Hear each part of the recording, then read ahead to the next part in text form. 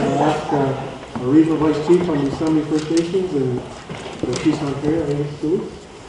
You only have 5 minutes. 5 minutes. Bonjour, mag dek gig down dek geni de go chichak e do dem sigama kinishnabek kon geni and don jiba.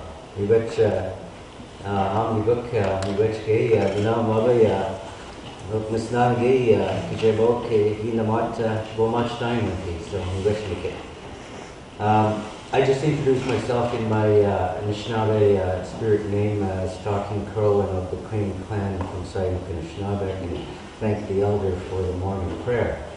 It's listening to the leaders here, my colleagues, talk about the starting points for many of our relations and many of our conflicts and probably many of our good stories too. It starts way back when the boats come on shore and our people embraced because of the natural kindness that is who we are. But I want to start way over there. I want to. They already covered that. I want to go to 1995.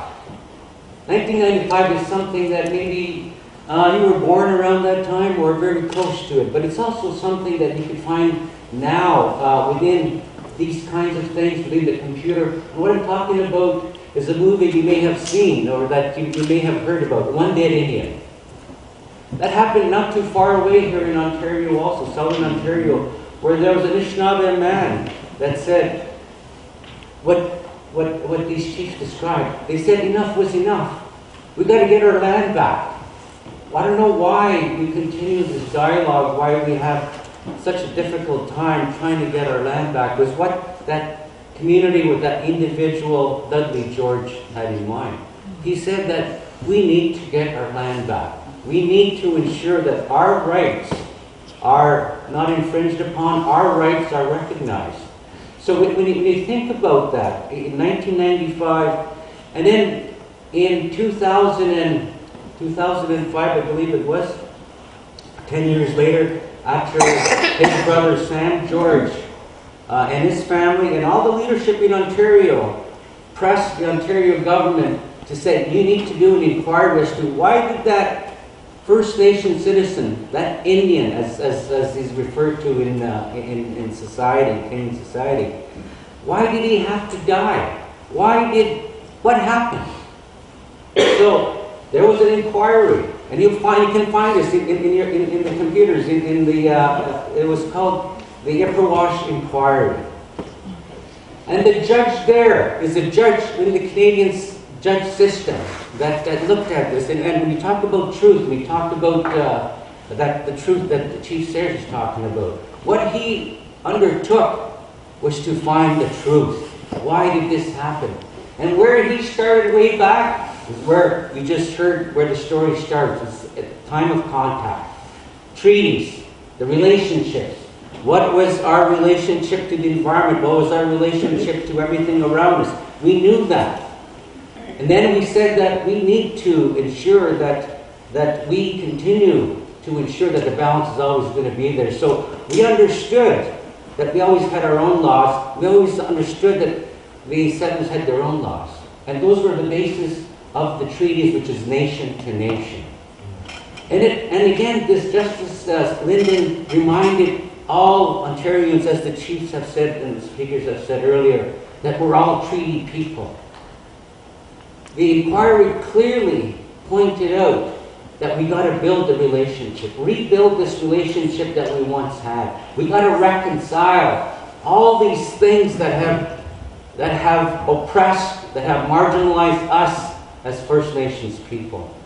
That's essentially what the inquiry and the judge talked about. How do we do that? He laid out 100 recommendations. 100 recommendations. One of the first things in there, he says, we got to understand that they're a nation. And a nation cannot impose on another nation. So let's figure out what we need to reconcile. The Supreme Court of Canada has in the meantime made decisions that talked about that duty to consult and accommodate the First Nations people, if they're going to have their rights infringed upon, or if some of their rights are going to be taken away. And this is what we're saying as a starting point.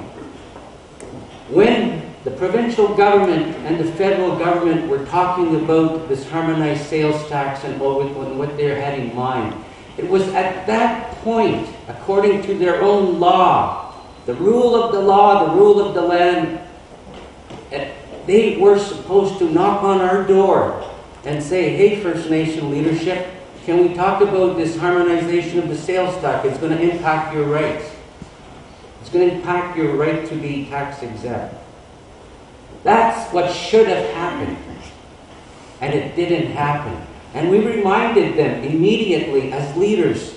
I said, you're doing it all wrong again. You're doing it all wrong again. You need to sit down with us first before you guys seal the deal. So they ignored us as usual. We had leadership come with me. We went to the provincial government, the legislature, when they were talking about this. And most times when they have a piece of a law, their legislation, they have a duty to consult citizens. And in this particular case, because they already had a deal with the federal government, they all said that we're going to pass this thing quickly. There's not going to be any amendments to this legislation. We need this Ontario needs this legislation. The federal government needs this legislation. The economy needs this legislation. That's what they said. And but we said, well, okay, if that's the case, we still have to sit down with us. That didn't happen. So we made our submissions to their standing committees when they did, and they only had one afternoon to hear the complaints or the issues around it. So we were afforded, and we had to beg to get an audience to be heard. And the NDP leader at the time said, okay, well, actually it was Andrea Horwath, the current leader. She said, we got you five minutes to speak to this legislation in the standing committee. 5 minutes. He said, that's all you got, but you got 5 minutes. We said, okay, we'll take it. And at the same time, as I was presenting, we had a demonstration at Queen's Park. Maybe some of you were there. But we raised this issue, and my main point to them is that they had a duty to consult prior to the deal. They had Supreme Court decisions clearly saying that that was their obligation. Not only did they have a duty to consult with us, they had an obligation to accommodate. And what that means is that if we had our own ideas and if we had our own solutions, if you will, they were supposed to look at that and try and find a way to resolve this thing.